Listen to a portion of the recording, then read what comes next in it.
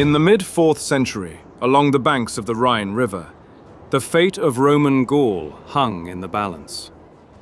The Roman frontier in Gaul was breaking. The once formidable limes, the fortified border system, had been battered by civil war, neglect, and relentless pressure from invading Germanic tribes. Among the most formidable of these were the Alamanni, a loose confederation of Germanic peoples who had pushed deep into Roman territory, sacking towns and seizing land. Into this crisis stepped a young and unlikely commander, Julian the Apostate, then newly appointed governor in Gaul under his cousin, Emperor Constantius II. More scholar than soldier, Julian had been thrust into command in Gaul in 355 AD. Many expected him to fail. Instead, he surprised everyone, perhaps even himself. By 357, the situation had reached a breaking point. The Alamanni, under their king Chnodomar, had crossed the Rhine in force. Their warbands, perhaps 30 to 35,000 strong, according to ancient sources, though likely exaggerated, roamed uncontested, threatening the vital Roman stronghold of Argentatum, modern Strasbourg. Julian could not allow this to stand. Though outnumbered, he marched to meet them with an army of roughly 13 to 15,000 men. These were not the old legions of the early empire, but late Roman troops, disciplined infantry with a mix of foreign auxiliaries supported by cavalry, including elite guards and auxilia palatina. Among them were hardened veterans and men who had already begun to believe in their young commander. The battlefield lay near the city of Argentatum, an open ground suitable for large formations. Julian deployed his army carefully. Infantry in the center, forming the backbone of the line, cavalry on his right wing, intended to counter Alamanni mobility, auxiliary infantry, Roman troops and archers on his left wing. Elite infantry reserves held back, ready to reinforce weak points. Across the field, Chnodomar arranged his warriors in deep, aggressive formations. The Alamanni favored shock combat, ferocious charges meant to break Roman lines through sheer force. Julian was aware of the dangers the Alamanni posed, facing his troops head-on. All the more so, considering that the Germanics had an almost 3-to-1 numerical advantage. With favorable conditions, Chnodomar gave the signal for his army to attack and press their advantage. Julian was confident in his well-drilled, disciplined Roman troops, who were equipped with superior arms and armor compared to their enemy. The Romans braced themselves. They held their ground firmly, even in the face of such a terrifying sight of a much larger enemy force closing in to meet them on open terrain. In hindsight, perhaps a better strategy would have been for Julian's army to retreat and acquire reinforcements, or even seek out a better and more suitable battleground for his much smaller force. Whatever the case may have been, the young Roman commander chose neither of the two options.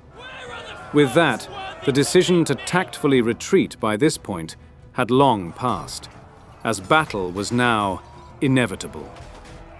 The Alamanni front lines loosed projectiles into the lines of Roman troops.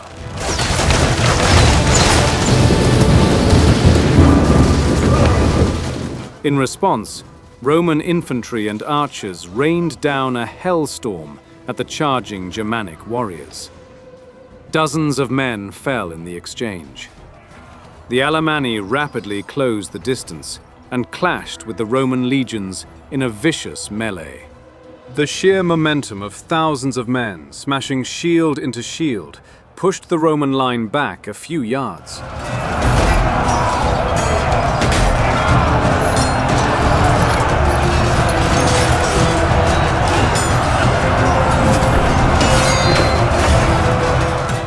waves of Alemannic warriors surged toward the Roman lines, aiming to use brute force to tear down their cohesion and possibly break through their lines. The front ranks of Roman soldiers held, but were vigorously strained under the immense pressure. While all attention was focused on the center, Chnodomar's Germanic troops that were hidden in the nearby woods were spotted by the advancing Roman left flank, who in turn ceased their advance and braced for imminent battle. Although their ambush had failed, the Germanic troops still charged from their position, descending on the Roman left.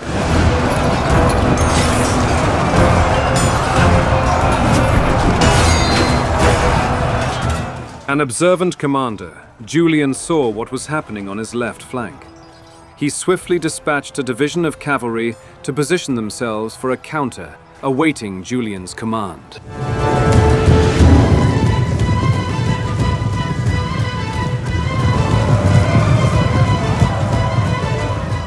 After promptly encouraging his men at the center, Julian now shifted his attention, leading his division towards joining the counterattack aimed at the Germanic right. They sprung into action, carving directly into the enemy's overextended flank. The impact was devastating. With one well-timed, well-coordinated counter, the momentum of the fighting on the left shifted in favor of the Romans. With the threat on the Roman left now quenched, the combined Roman forces went on the offensive and pushed back the Germanic troops. Now it was the Roman right that went on the offense. Thousands of light and heavy cavalry stormed across the field with the objective to blitz Chnodomar's left flank with sheer, overwhelming force, with the aim of routing them as quickly as possible. An ideal plan at first, but they underestimated the capabilities of their opponent.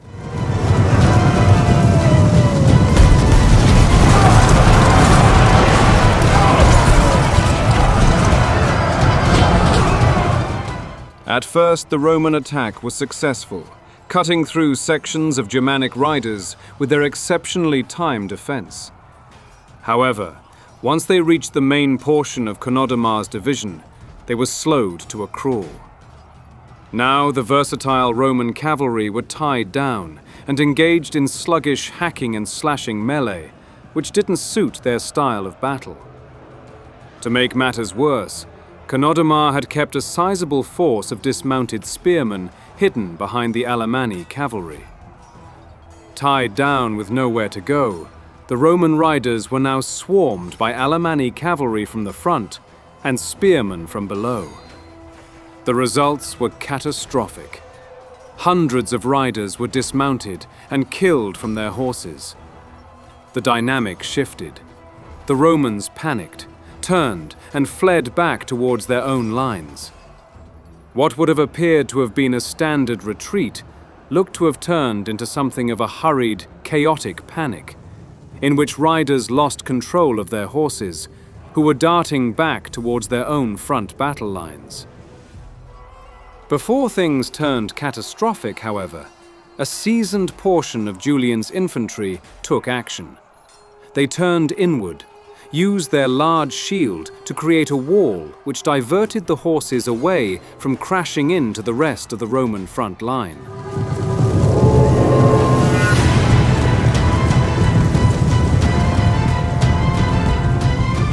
In the heat of the situation, Julian displayed his elite generalship and reacted swiftly. Leading his cavalry division across the field, he arrived just in time to prevent his cavalry from fleeing. He then rallied his right flank, restoring order, and redirected them inward toward the direction of his left flank.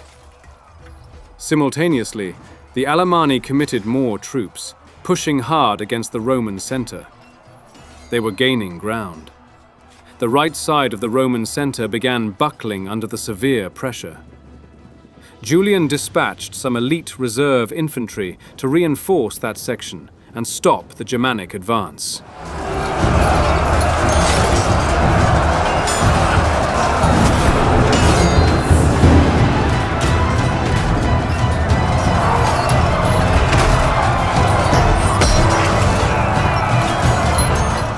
The Roman infantry, trained to hold formation above all else, closed ranks and endured. The arrival of the elite Roman Palantina infantry was enough to balance the odds. With a decisive counter, they pushed forward and regained the lost ground, restoring the Roman main line.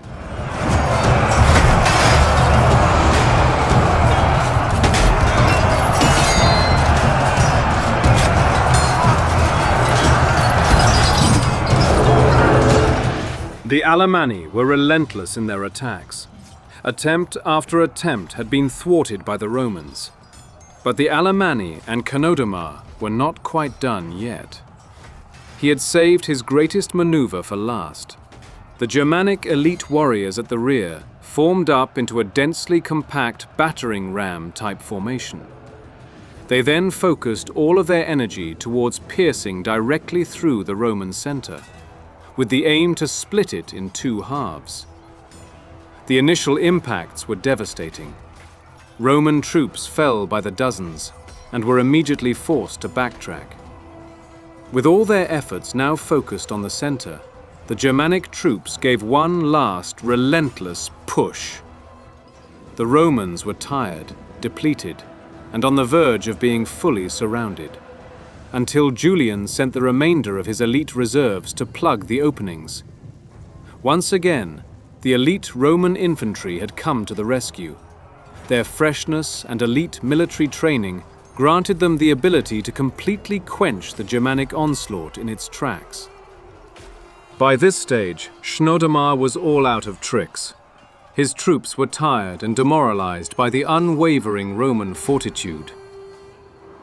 To make matters worse for the Alamanni, whilst all their attention was focused toward the center, Julian brilliantly used this as a diversion to maneuver all of his cavalry divisions toward attacking the now crumbling Germanic right flank. The Germanic right flank was slaughtered in mere minutes. Any survivors broke ranks and fled from the battlefield. To fully eliminate the threat, Julian's men rode down the fleeing survivors to ensure there would be no further threat. The decimation of the Germanic right was to prove to be the turning point in the battle. Witnessing the collapse of their right flank, and now an incoming surge of Roman cavalry reinforced by infantry, the Germanic riders at the rear, utterly demoralized, fled the battle. With no barriers left for the Alamanni, the Roman left flank wheeled inwards and attacked the exposed center.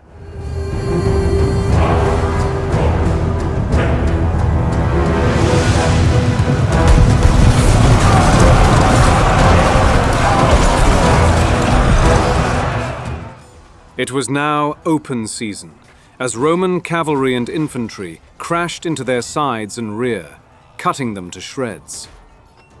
The charges were so devastatingly effective that the Germanic troops had no response other than sheer panic. Needless to say, their army was routed. Their warriors fled toward the Rhine, many attempting to swim to safety. Large numbers drowned in the attempt, weighed down by armor and fatigue. King Chnodomar himself was captured after trying to escape. He would later be sent to Rome, where he lived out his days as a prisoner. The battlefield was a Roman victory, decisive and hard fought. Ancient sources like Ammianus Marcellinus, who likely had first-hand knowledge of the campaign, emphasize both the ferocity of the fighting and the discipline that ultimately secured victory. He vaguely noted the Romans had lost only a few hundred men, compared to the many thousands suffered by the Germanic tribes.